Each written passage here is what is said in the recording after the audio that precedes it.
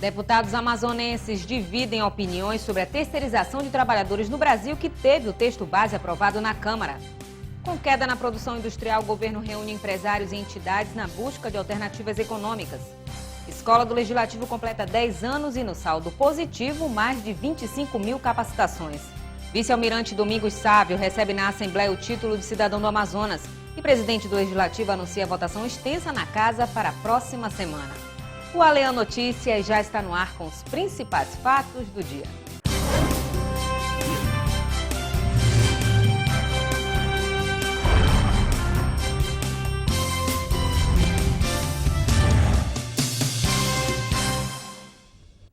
Boa noite. A Câmara dos Deputados aprovou o texto base do projeto de lei que regulamenta a terceirização de trabalhadores no Brasil. A proposta altera as atuais regras, permitindo, por exemplo, a contratação de terceirizados em todas as áreas de uma empresa. O assunto que gerou polêmica no país também dividiu opiniões na Assembleia. A Lei 4.330 de 2004 regulamenta os contratos de terceirização no setor privado e nas empresas públicas ou de economia mista de todos os entes federativos. O texto base foi aprovado pelo plenário da Câmara, com 324 votos a favor e 37 contra, além de 2 abstenções. A principal mudança prevista no projeto é a contratação de terceirizados para atividade fim de uma empresa.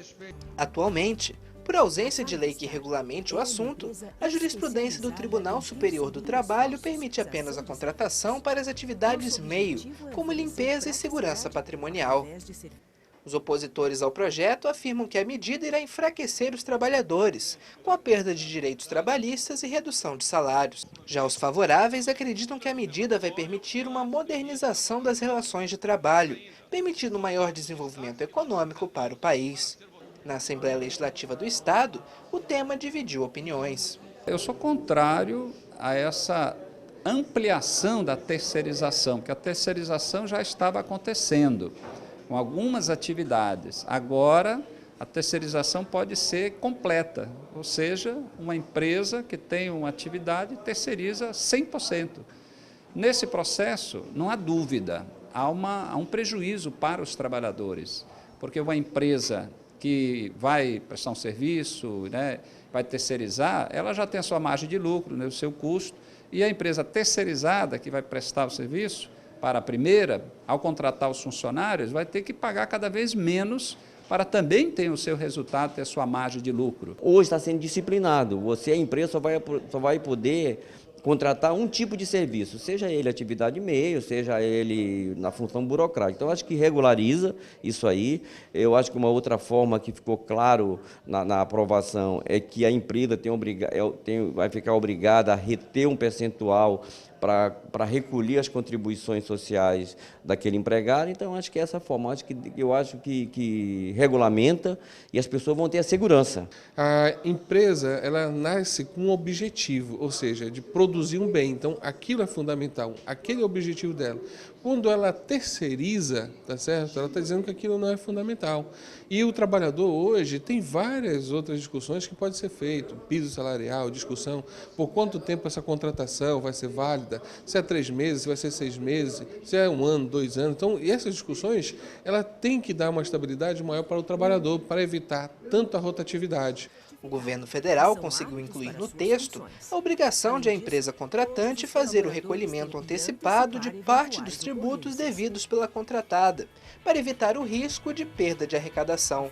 Uma outra mudança em relação às regras atuais é a responsabilização da empresa contratante, que passa a responder solidariamente na Justiça quando não fiscalizar o cumprimento das obrigações trabalhistas e previdenciárias devidas pela contratada. A nova legislação também garante aos terceirizados o acesso a restaurantes, transporte e atendimento ambulatorial oferecidos pelo contratante aos próprios empregados. Apesar da aprovação do texto base, alguns pontos polêmicos ainda serão discutidos na votação dos destaques, marcada para a próxima terça-feira, 14 de abril. E a Comissão de Constituição e Justiça da Câmara aprovou hoje a PEC que elimina o segredo de justiça para a impugnação de mandato político. Os detalhes com o repórter Rafael Marques. Raquel, a proposta é de autoria do deputado federal paranaense Rubens Bueno, do PPS, que sugeriu uma nova redação ao parágrafo 11 do artigo 14 da Constituição Federal, para tirar o dispositivo que indica sigilo na tramitação de processos que envolvem políticos em se tratando de abuso de poder econômico, corrupção ou fraude. A justificativa do parlamentar é que a imposição do segredo de justiça nessas ações está na contramão da transparência exigida pela administração pública. Agora a matéria será analisada por uma comissão especial. Uma vez aprovada, será apreciada no plenário da Câmara. Rafael Marques, para o Além Notícias. Com crescimento discreto na produção em fevereiro comparado a janeiro deste ano, o polo industrial de Manaus sobrevive às perdas diante da crise econômica. De acordo com o IBGE, nos 2 primeiros meses do ano, o Amazonas teve a segunda maior queda na produção entre as 15 regiões industriais do país. A situação preocupa o presidente da Comissão da Zona Franca, deputado Serafim Corrêa. O presidente da Comissão da Zona Franca, deputado Serafim Corrêa, do PSB, repercutiu no Parlamento Estadual a situação que considera cada vez mais preocupante para a produção industrial no Estado. Para o parlamentar, o cenário, apesar de negativo, já havia sido anunciado há 7 anos, quando a crise econômica vinha do exterior. A crise mundial foi em 2008 e o Lula disse que era uma marolinha. Portanto, a crise é de gestão do governo brasileiro.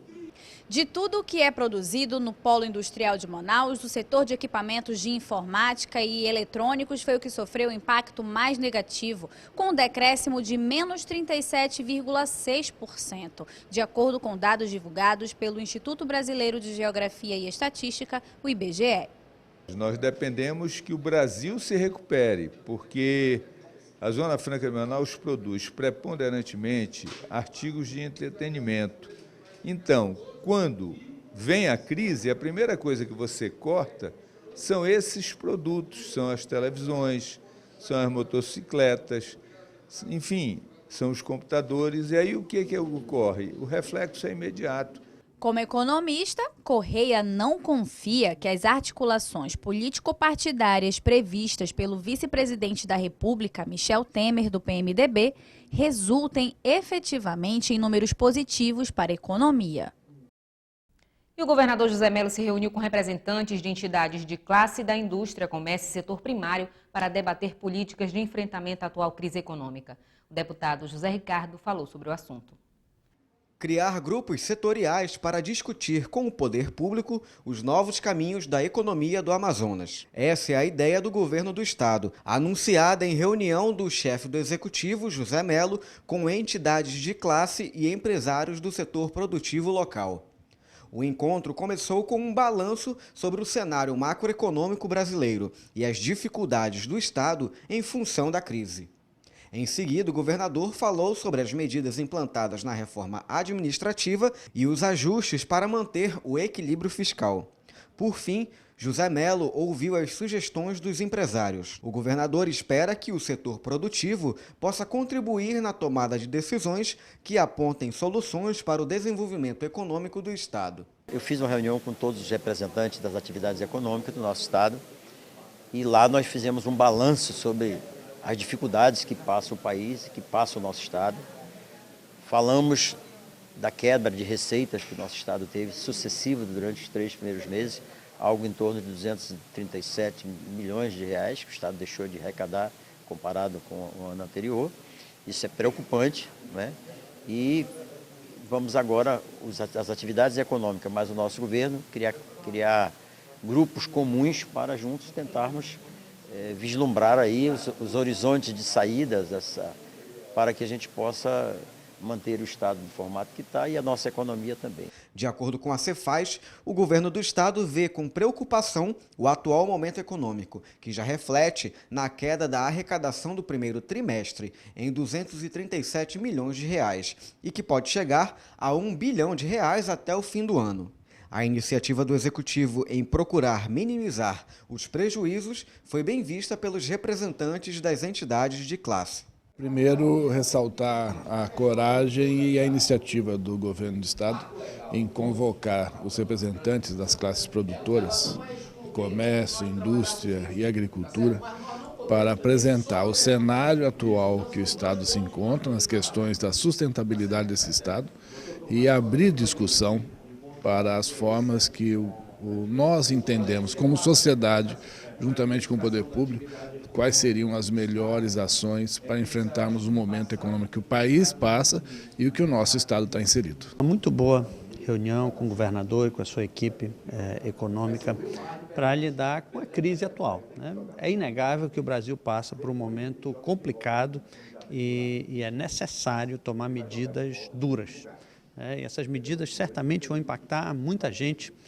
infelizmente. Mas as nossas saídas não são simples, mas elas são possíveis. Por onde? Ora, nós temos algumas dificuldades na indústria. Devemos defender o modelo, mas devemos ir muito além disso. Precisamos aproveitar até essa crise para buscar com maior urgência uma economia que seja não dependente da indústria. Na Assembleia Legislativa do Amazonas, o deputado José Ricardo, vice-presidente da Comissão de Indústria, Comércio Exterior e Mercosul, comentou a proposta do governo. O governo do Estado, que está aí fazendo um diálogo com o setor empresarial, precisaria ampliar, né, com a participação de outros setores, principalmente dos trabalhadores, e eu acrescentaria também das universidades, né, do setor do conhecimento, né, da academia, como se fala, porque não adianta falar só com o setor empresarial, nós vamos falar com outros setores que podem agregar, por exemplo, dos trabalhadores, nessa questão que envolve o nível de emprego.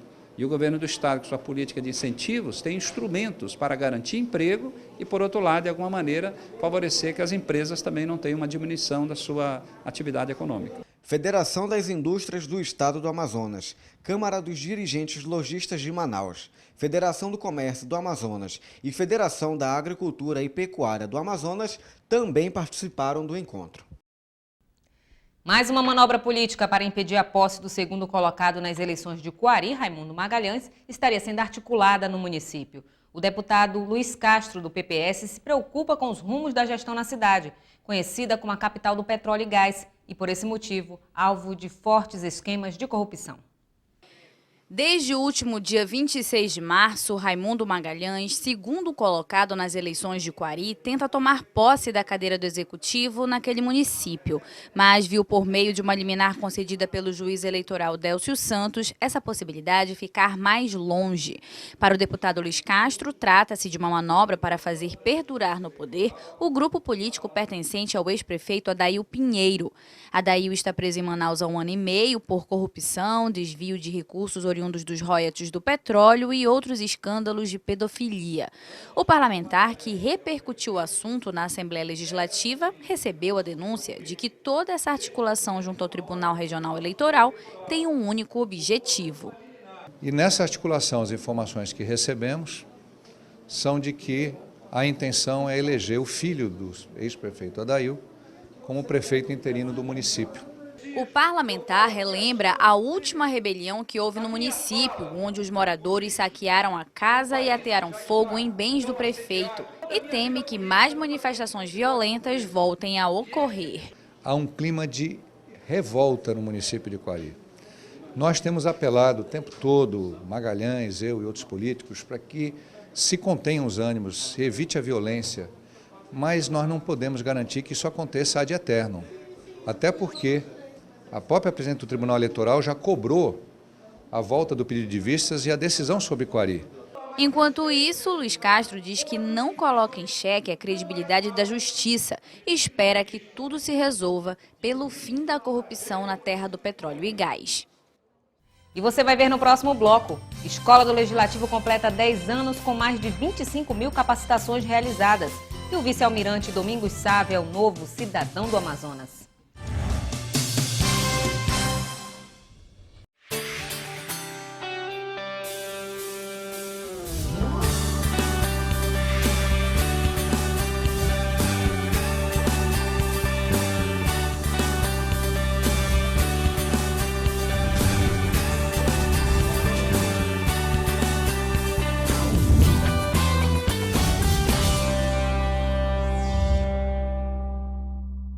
Em casa, no carro ou no trabalho, você também pode acompanhar as atividades da Assembleia Legislativa através da Rádio Alean. Sintonize na FM 106,9 e não deixe de saber sobre projetos de lei, agendas e outros assuntos da Casa Legislativa Amazonense. Assembleia Legislativa, cuidando da nossa gente.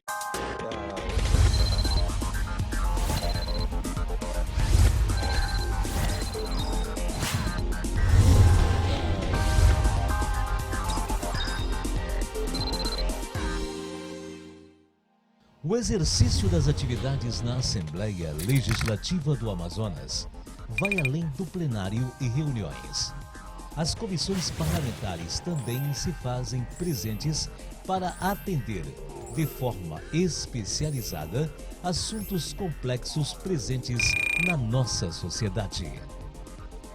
Para assuntos relacionados ao âmbito municipal, área urbana e região metropolitana, há a Comissão de Assuntos Municipais, que possui as seguintes atribuições: políticas públicas, programas, projetos, atividades e matérias relativas à habitação, defesa civil e proteção à pessoa exposta a situações de risco, especialmente na ocorrência de enchentes e vazantes, análise das condições e da qualidade dos serviços públicos constitucionais e voluntários a eles efetuados pelo Estado, visando a redução das desigualdades sociais e intrarregionais.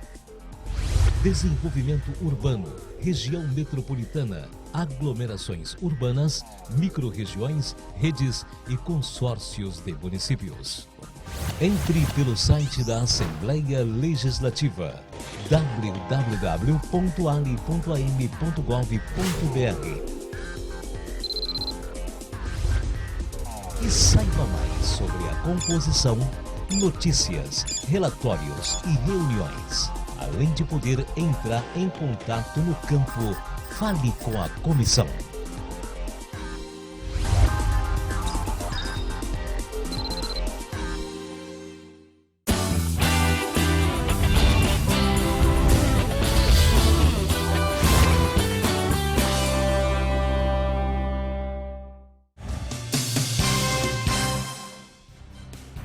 No ano em que a Escola do Legislativo Senador José Lindoso completa 10 anos, uma palestra do ex-senador Bernardo Cabral marcou a abertura das atividades em 2015. O presidente da Alean, deputado Josué Neto, fez um balanço das ações. Mais de 25 mil capacitações já foram realizadas. Participaram da aula inaugural da Escola do Legislativo Senador José Lindoso da Alean alunos de escolas de ensino médio, universitários e servidores do Poder Legislativo, além de representantes de outras escolas de órgãos públicos, como o do Tribunal de Contas e da Magistratura.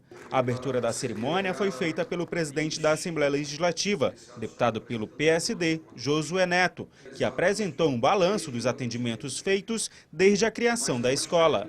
Foram realizados 844 cursos e palestras, qualificando mais de 27 mil servidores do Amazonas. 5 cursos, como o Direito Eleitoral e o Processo Legislativo, passaram a ser oferecidos por meio do Ambiente Virtual de Aprendizagem, o EAD, desde 2012. Mais de 2 mil servidores foram beneficiados por meio de bolsas de estudos em 25 cursos de graduação.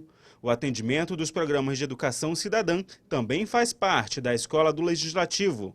Entre as ações estão o Parlamento Jovem e o Conhecendo o Legislativo. 70 instituições participaram só em 2014. Josué Neto falou da importância das parcerias na capacitação de funcionários públicos. Nós temos já como exemplo o próprio Senado Federal, que tem parceria com a Universidade Federal de Brasília, no sentido de trazer cursos para cá de direito legislativo, de comunicação legislativa.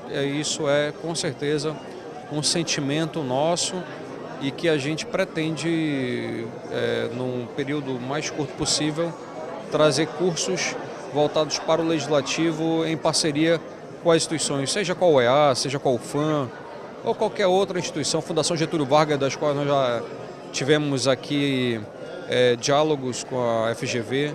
O ex-ministro da Justiça e ex-senador e relator-geral da Constituinte de 1988, Bernardo Cabral, foi convidado para realizar uma palestra magna. Ele conversou com o público sobre política, educação, cidadania e falou ainda sobre a importância da Escola do Legislativo. A verdade é que hoje, se você pegar qualquer instituto de pesquisa, o Poder Legislativo não está em boa situação.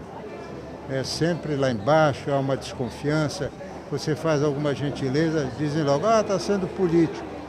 E a escola vai corrigir isso, vai mostrar que o poder mais aberto é o Legislativo. Não existe nenhum outro onde as portas estão escancaradas, o povo chega, reclama, e é aqui que ecoam todas as queixas populares. Para o presidente da Associação Brasileira das Escolas do Legislativo e de Contas, a escola é responsável pela profissionalização da administração pública. As escolas, além de ter essa atribuição de capacitar os servidores para que eles sejam mais eficientes, mais eficazes e recebam melhor as reivindicações da população, a escola também tem um outro viés, que é voltado para os cidadãos das comunidades, das cidades, dos estados, que é trazer para dentro da Casa Legislativa os estudantes, as professoras, os líderes comunitários, os cidadãos. Segundo a diretora da Escola José Lindoso, Jaqueline Ferretti, além dos cursos e palestras, 2015 também será um ano de formação de assessoria parlamentar. Nós temos muitos parlamentares novos e trouxeram assessores que estão buscando esse conhecimento. É obrigação da escola poder repassar essa informação preciosa para poderem efetivamente fazer um trabalho bem feito com seus deputados. A Escola do Legislativo, o senador José Lindoso, foi criada por meio da Resolução Legislativa 379 em 2005. A medida é garantida na Constituição Federal para formar e capacitar os servidores públicos. A Assembleia Legislativa do Amazonas foi uma das primeiras casas estaduais do Brasil a criar sua própria Escola do Legislativo. As atividades da escola foram efetivamente iniciadas em março de 2006. Foi a 5ª Assembleia Legislativa a criar a Escola do Poder. O deputado pelo PMDB, Belarmino Lins, era o presidente na época. São Paulo, Rio de Janeiro, Minas Gerais, Rio Grande do Sul e Amazonas. Exatamente quando assumimos a presidência e trouxemos para que essa Escola do Legislativo viesse exatamente interagir não apenas com os funcionários, valorizando os funcionários, treinando, aperfeiçoando, orientando, educando, mas também os seus dependentes, filhos, parentes, dependentes, uma forma de realmente aumentar a autoestima do servidor do Poder Legislativo. Bernardo Cabral e Florian Madruga também foram homenageados. A falta de profissionais para atuar nos conselhos tutelares no Amazonas é uma realidade que vem dificultando o trabalho da entidade. Cada conselheiro recebe hoje até 3 denúncias por dia, entre maus tratos e abuso sexual. No Parlamento Estadual, o deputado Luiz Castro defende a necessidade de mais conselheiros para minimizar o problema. Crianças em situação de risco e poucos profissionais para atender à demanda, essa é a realidade do Conselho Tutelar de Manaus, que hoje conta com 45 conselheiros que atendem 9 núcleos, instalados nas 5 zonas da cidade.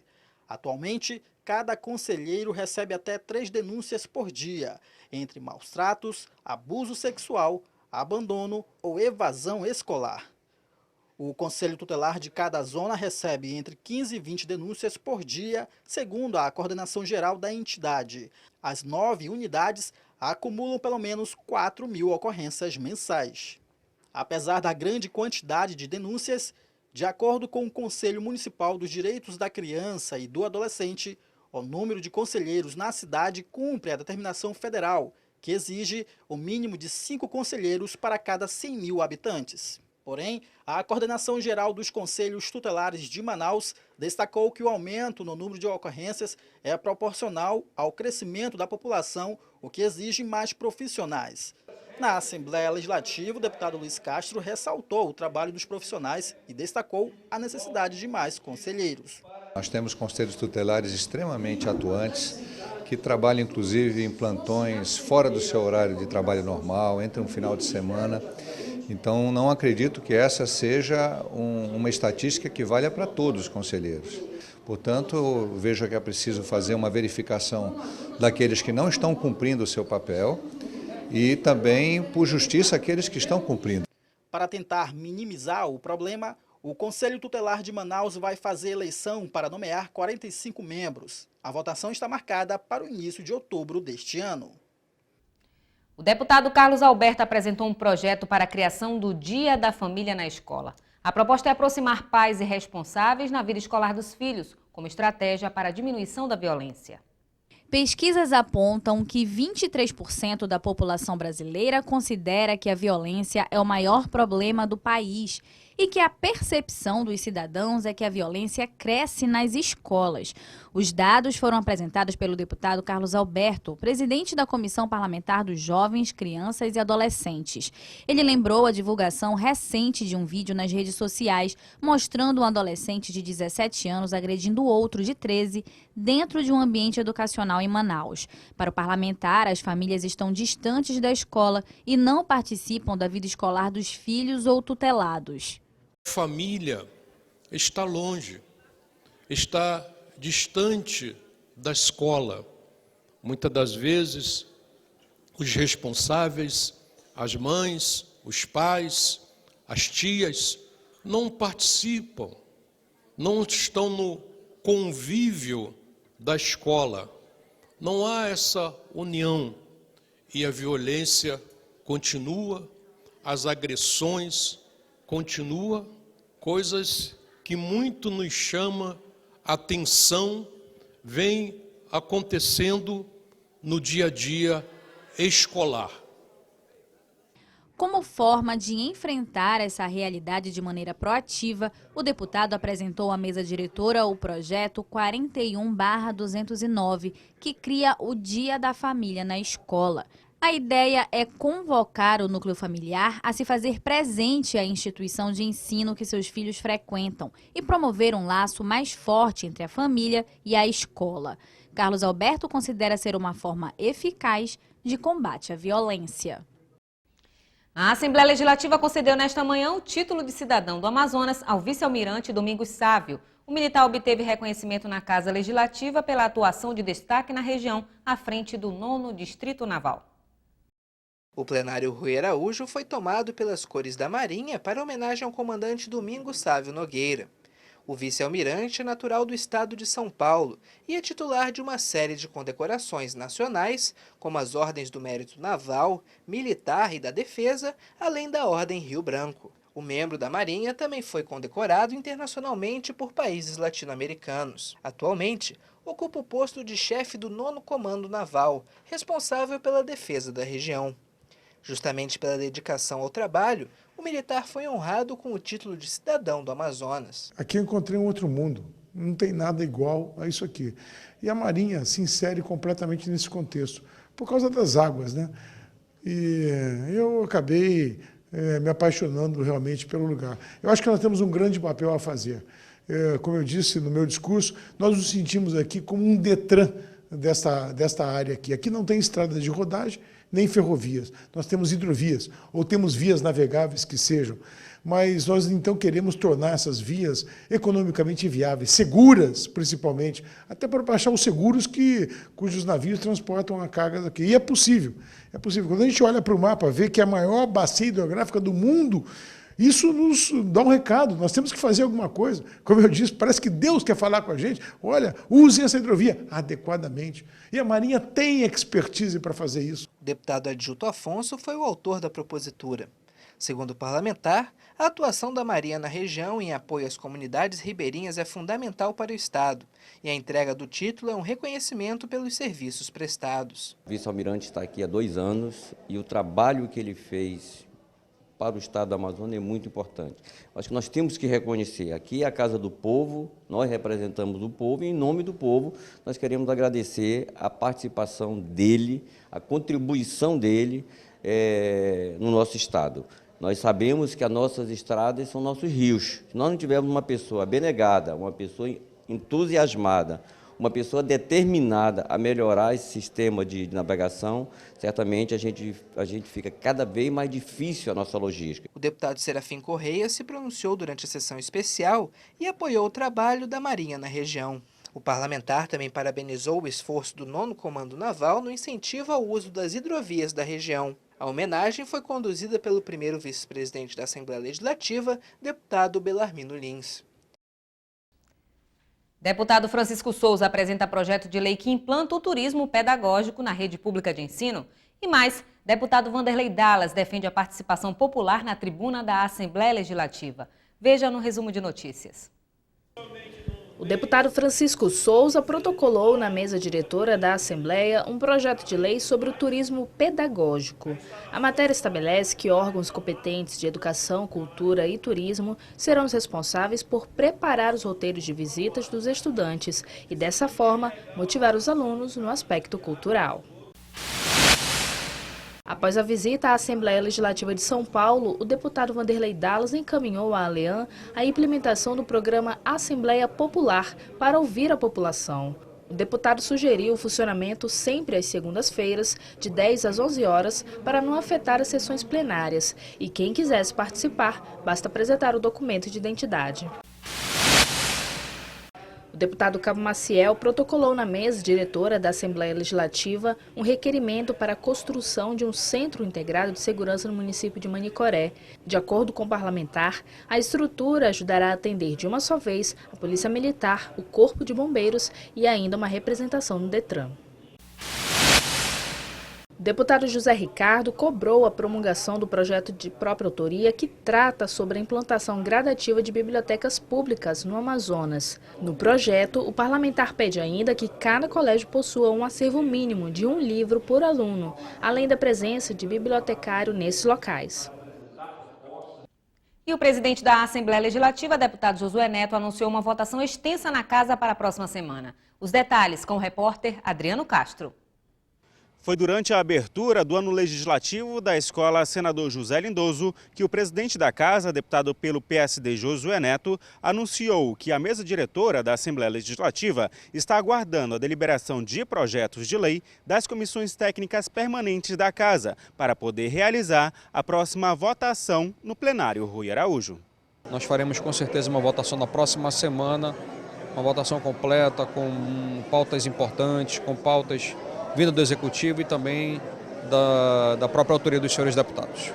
Na última quarta-feira, 115 matérias, entre projetos de lei dos deputados e mensagens governamentais, foram aprovadas na Comissão de Constituição e Justiça da Assembleia Legislativa e seguiram para as demais comissões técnicas permanentes da Casa. Adriano Castro para a TV ALEAN. Confira agora o que foi destaque no ALEAN Notícias de hoje. Deputados amazonenses divergem quanto à terceirização de trabalhadores no Brasil que teve o texto base aprovado na Câmara. Escola do Legislativo completa 10 anos com mais de 25 mil capacitações realizadas. E presidente do Legislativo anuncia votação extensa na Casa para a próxima semana. E nós ficamos por aqui. No site da Assembleia, ali.m.gov.br, você tem outras informações sobre a atuação parlamentar.